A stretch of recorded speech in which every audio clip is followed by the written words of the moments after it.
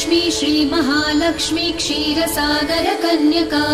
उत्तिष्ठ हरिसम्प्रीते भक्तानां भाग्यदायिनी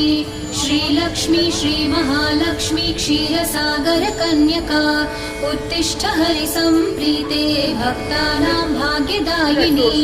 उत्तिष्ठोत्तिष्ठ श्रीलक्ष्मी विष्णुवक्षस्थलालये उत्तिष्ठ करुणापूर्णे लोकानां शुभदायिनी उत्तिष्ठोत्तिष्ठ श्रीलक्ष्मी विष्णुवक्षस्थलालये उत्तिष्ठ करुणापूर्णे लोकानां शुभदायिनी श्रीपद्ममध्यवसिते वरपद्मनेत्रे श्रीपद्महस्तचिरपूजितपद्मपादे